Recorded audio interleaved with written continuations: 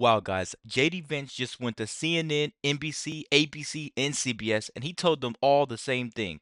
When Trump leads, the world follows. Peace doesn't come from weakness, it comes from strength. You guys gotta check this video out. And joining me now is the Vice President of the United States, JD Vance. Mr. Vice President, welcome back to Meet the Press. Good morning, Kristen. Thanks for having me. Well, it is good to have you on this monumental Sunday, Mr. Vice President. Let's start right there with the peace agreement in the Middle East. President Trump said this week, quote, "We have ended the war in Gaza." Mr. Vice President, do you see this moment as an end to the war in Gaza? Well, I do, Kristen. We're going to have to do a lot of work to make sure that it stays ended. But I also have to give your network a little bit of grief, Kristen, because last night I was watching NBC. They were covering this, and they mentioned that during a rally last night in Israel, when Steve Witkoff, our great special envoy, mentioned Bibi Netanyahu, the crowd booed. But the broadcast didn't mention that when Steve Witkoff mentioned President Trump, the crowd actually cheered. And why is that, Kristen? Why did the crowd cheer? Because this moment came from very, very deliberate and consequential diplomacy from the president and the entire administration. The reason why we are at this moment, Kristen, is because the president of the United States, he gave unusual authorities to people who had never been in diplomacy before. He actually broke the mold. Instead of doing diplomacy the same old way that it had failed for the past 30 or 40 years, he gave Steve Witkoff and Jared Kushner a remarkable amount of authority to go and get a peace deal done. And he worked hard on everybody from the Israelis to the Gulf Arab states to make this happen. This was very hard. This was a long time coming. It required a lot of work. But yes, I believe that we are on the cusp of peace in Gaza for the first time, not just in a couple of years, but really in a very long time, because the President of the United States has done something that no other world leader has been able to do: unite the Israelis with the Gulf Arab states for a common objective, and that is to bring the hostages home, to stop the war, and to build the kind of long-term settlement that we really do believe can lead to a lasting peace. Really quick, guys, that's the longest I've ever heard a Republican get to speak out against Kristen Welker when she asks a question. This is letting me know that JD Vance is a good 2028 candidate. Not only for one reason, is because he's a part of the team that goes out there and not only talks about it, right? They go and they make it happen. That's the difference between a politician and a leader. You know, those old guys talked about peace. Trump, JD Vance, that team right there is unstoppable. They go out and they make it happen. Let's keep going, guys. Make sure you're liking the video. Don't forget to please comment. I read everything. I just want to have a conversation with you guys. Let's go. Of course, we have covered every twist and turn of these negotiations extensively. I do want to ask you about this historic next step, Mr. Vice President, that we are anticipating: the release of the hostages. Can you tell me exactly when are the hostages going to be released? When will we see them?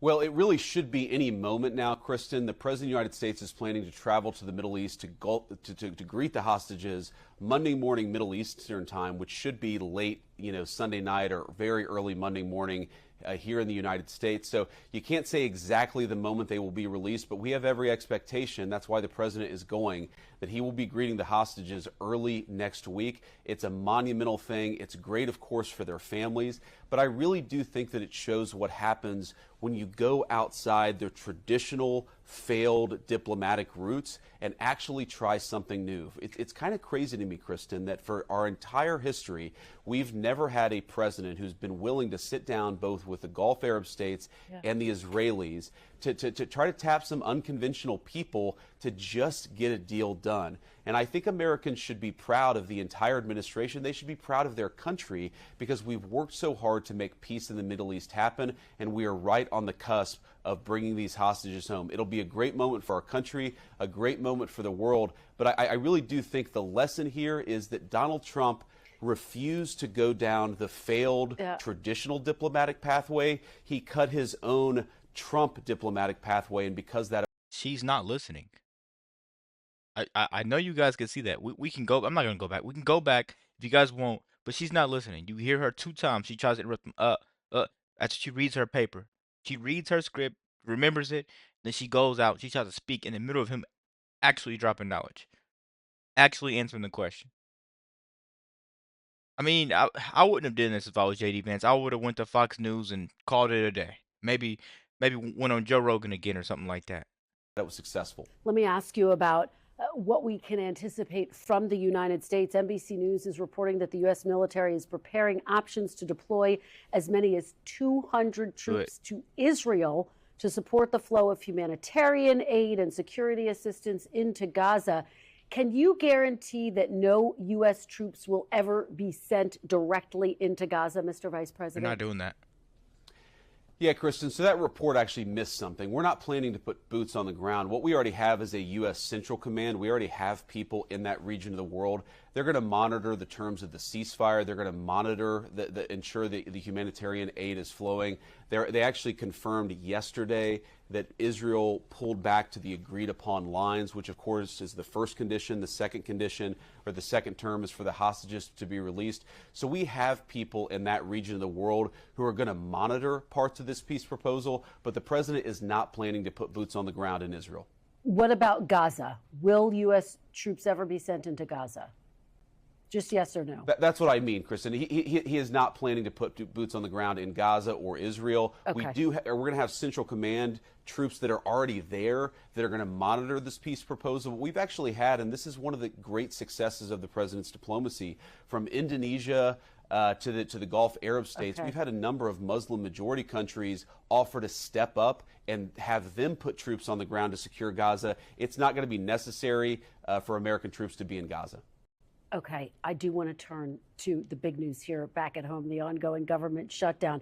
I want to play you a little bit of what President Trump had to say about shutdowns past when Barack Obama was president. Take a look. If there is a shutdown, I think it would be a tremendously negative mark on the President of the United States. They're not going to be talking who the head of the House was, the head of the Senate. I really think the pressure is on the president. If you were president, what would you do? Well, very simply, you have to get everybody in a room. You have to be a leader. The president has to lead. You have to get the people in a room, and you have to get a deal.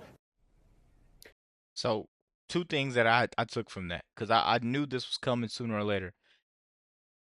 The biggest thing I would have to say from that is Trump, he was younger back then. Now he's lived, he's grown so much, and the law has changed so much. People change, and they threw a lot of court cases at him. So now, what makes you think these people would disagree with him to keep the government open if it makes him look bad? These people close the government to make him look like a horrible person.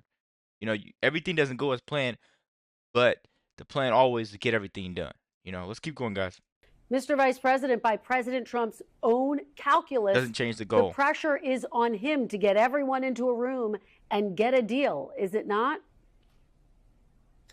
Well, Kristen, I wouldn't focus on the political pressure to get a deal. We really don't care what the poll numbers say. But what about what President Trump said? What's good for the What American about what people. Mr. Trump said, his own words? Well, Kristen, the president was talking back then when Barack Obama was president about the political realities. We are focused now on the governing realities because we're in power and we're trying to make the American people's government work for the American people, despite the fact that Chuck Schumer and the Democrats have shut down the government. Yeah. We have to step back and remember, Kristen, that there is a clean bill to open the United States government. The vast majority of Republicans and even a few moderate Democrats voted to open the government, but it's Chuck Schumer and the far left of Senate Democrats who have prevented this government from reopening. Now, you talk about negotiation. We're happy to negotiate about any matter. We're happy to talk about health care policy, but not while the government is being held hostage, Christian. This is not abstract.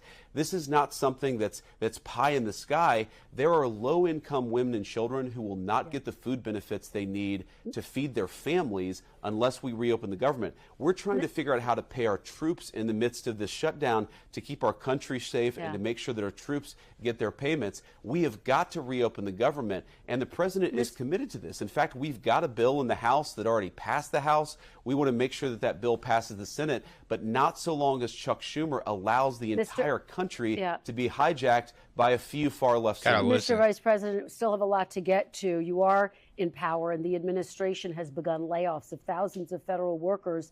And yet, during the 2019 shutdown under the first Trump administration, which lasted 35 days, no federal workers were laid off. Why are these firings necessary? Well, I just think it shows the different priorities of Democrats and Republicans in the midst of these shutdowns. You really have to ask yourself, who do we care more about? Federal bureaucrats in Washington, D.C., or low-income women getting the food benefits they deserve, our troops getting the payment they need, flood insurance across the Southeast in the midst of hurricane season? But laying people off We are going is to a have to lay off some priority? federal workers. Kristen, if you would let me finish. We have to lay off some federal workers in the midst of this shutdown to preserve the essential benefits for the American people that the government does provide. So we don't want to be in this situation. We don't want to be laying off federal workers, but the Democrats have shut down the government. They have forced us to choose between American citizens and federal bureaucrats. We're choosing the benefits, the critical services that benefit our American citizens. You guys can say whatever you want about Trump, but time after time he delivers. Peace abroad, peace at home, and a zero tolerance for any type of BS. And zero apologies for putting Americans first. Let me know what you guys think about this video. Be sure to like, comment, subscribe if you're new. And as always, let me know what you react to. We're out.